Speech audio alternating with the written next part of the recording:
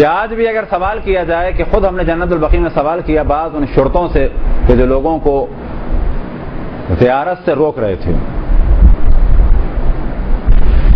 بڑے عجیب و غریب واقعات کہ کچھ ایسے کہ جس پہ بہت زیادہ انسان کا دل محزون ہو جائے کہ جب اہل بیت علیہ الصلوۃ والسلام کے چاہنے والوں پہ ظلم ہو، اور کچھ ایسے واقعات کہ جسے دیکھ کے وہاں خوشی بھی ہوتی ہے کہ جب اہل بیت کے چاہنے والے ان سے بحث کرتے ہیں، جرا کرتے ہیں، انہیں لاجواب کر دیتے ہیں، اور بعض دفعہ تو ایسی گفتگو سننے میں آتی ہے کہ ہنسی آئے کہ یہ لوگ کس قسم کے ہیں کہ عقل و شعور سے کام نہیں لیتے۔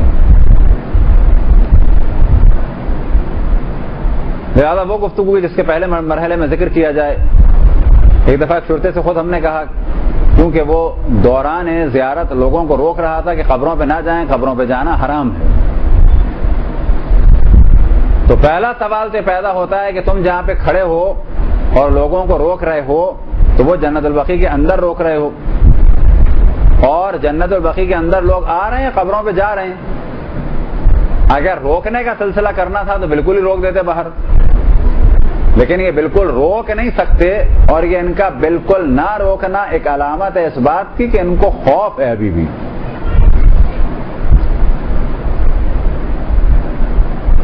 تو پہلا سوال جو ہم نے ان سے کیا کہ کیوں، اس میں وہ کافی شیعوں کو بھی کہہ رہا تھا اور ہم بغیر امامے کے تھے کہ یہ شیعوں کا کام ہے، قبروں کو پوچھتے ہیں، یہ سب کچھ کرتے ہیں، جبکہ وہاں پر فقط شیعہ نہیں، بڑی کثرت سے سبز پگڑی والے کہ جو خود اہل سنت ہیں، اور ساتھ میں سفید پگڑی والے اور سفید چوغے والے شیروانی کی طرح کے لباس پہنے ہوئے ایک بہت بڑی تعداد کن لوگوں کی کہ جو کئی ہزار کی تعداد میں آتے ہیں مصر سے، کہ جو سب نظریاتی اعتبار سے اس مسئلے میں شیعہ اور سنیوں کے ساتھ ہیں۔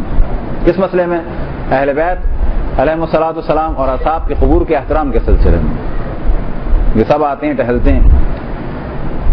لہٰذا اس نے کہا کہ قبروں کے اوپر جانا، قبروں کے اوپر کوئی عمارت بنانا سب حرام ہے، اور بنی بھی ہو تو توڑا جائے گا۔ دوران گفتگو یہ باتیں کر رہا تھا اردو میں، اور پنجاب کا رہنے والا تھا۔ تو خود میں نے اس سے کہا کیا ہر قبر کے اوپر سے گنبد یا چھت کا گرانا واجب ہے؟ تو اس نے کہا بالکل ہر قبر کے اوپر سے۔ تو بعد میں ہمیں تو علم تھا کہ یہ جواب یہی دے گا اگر جرت والا ہے، اور جواب اس نے غلط نہیں دیا، جواب اس نے وہی دیا کہ جو ان کے نظریے میں موجود ہے اور جو ان کا در حقیقت صحیح نظریہ ہے۔ تو ہم نے کہا کہ ہر قبر کے اوپر سے چھت یا گنبد کا گرانا واجب ہے؟ تو اس نے کہا ہاں۔ ان تمام پاکستانیوں کو مخاطب کر کے، اس کو مخاطب کر کے ہم نے کہا کیا یہ سبز گنبد بھی گرانا واجب ہے؟ تو آپ کو تعجب ہوگا، اس نے کہا ہاں۔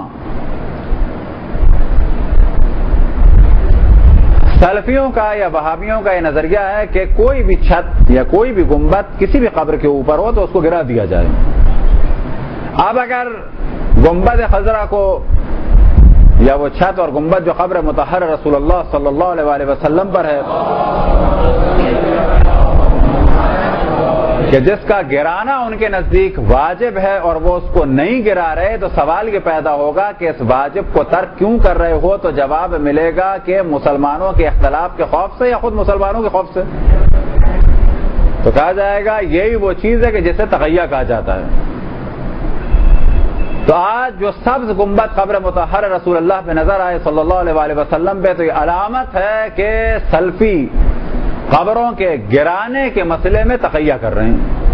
یہ وہی تقیہ ہے کہ جو ہمارے اوپر تان کرتے ہیں کہ شیعہ تقیہ کو جائز سمجھتے ہیں۔ ہاں شیعہ تو سمجھتے ہیں، جناب ابراہیم سے اور باقی انبیاء سے اور در حقیقت قرآن کی تعلیمات سے ہم نے یہ چیز لی کہ جب بھی جان کا خوف و تقیہ کیا جائے، لیکن کمال یہ ہے کہ آپ واجب کو ترک کر رہے ہیں اور خود بھی تقیہ کر رہے ہیں۔ تو اس کے بعد کوئی جواب نہیں تھا، اور ساتھ ہی ایک اعتراض یہ کرتے ہیں وہ لوگ کہ وہاں بہکانے میں جو کچھ لوگ کھڑے ہوتے ہیں وہ طریقہ کیا ہوتا ہے؟ مثال کے طور پہ جہاں لوگوں کا زیادہ اجتماع دیکھا تو کہتے ہیں یہاں کیوں کھڑے ہو؟ تو اس پر فوراً ہی کہتے ہیں کہ یہ قبر مثال کے طور پہ کسی صحابی کی یا کسی اہل بیت میں سے کسی کی ہے۔ تو پہلی چیز کہ جہاں یہ آپ کو کھڑے ہوئے نظر آئیں گے وہ سب کی سب وہ قبور ہیں کہ جن کا تعلق اہل بیت سے ہے۔ وجہ کیا ہے کہ وہاں پہ لوگ آتے ہیں، چاہے شیعہ ہوں چاہے سنی ہوں، اہل بیت کا احترام بالآخر سب سے زیادہ ہے۔ ایک دفعہ جناب صفیہ سلام اللہ علیہ اور جناب ام البنین سلام اللہ علیہ قبر مطہر کے پاس ایک شخص یہ سلفی کھڑا تھا اور لوگوں کو روک رہا تھا، اور اس نے واضح کہا کہ یہ نہیں معلوم کس کی قبر ہے، یہ قبر ہے بس، کس کی قبر ہے نہیں معلوم۔ تو وہیں پر ایک شیعہ کہ جو خود قطیف یا احسا کا تھا، تو اس نے کہا کہ کیسے نہیں معلوم کہ کس کی قبر ہے؟ کہنے لگے زمانہ گزر چکا ہے، نہیں معلوم کس کی قبر ہے۔ کہا کہ وہ کس کی قبر ہے؟ اشارہ کیا قبر مطہر رسول اللہ صلی اللہ علیہ وآلہ وسلم کی جانب کہ یہ کس کی قبر ہے؟ کہا کہ ہذا قبر رسول اللہ، کہ یہ رسول اللہ کی قبر ہے۔ کہا یہ تمہیں کیسے معلوم کہ رسول اللہ کی قبر ہے؟ تو کہتا ہذا بتواتر، ہذا بتواتر، یہ تواتر کے ذریعے ثابت ہے، تواتر کے ذریعے ثابت ہے۔ تو اس نے کہا کہ یہ بھی تواتر کے ذریعے ثابت ہے۔ اور ایک جگہ ایک مومن نے اس بحث کے بعد، تقریباً اسی بحث کے بعد، ایک جواب دیا کہ تم جو یہاں کھڑے ہو اس بات کی علامت ہے کہ قبر کسی اہل بیت میں سے کسی کی ہے، کیونکہ تم کھڑے ہی اس جگہ ہوتے ہو کہ جو قبر اہل بیت علیہم الصلوۃ والسلام میں سے کسی کی ہے۔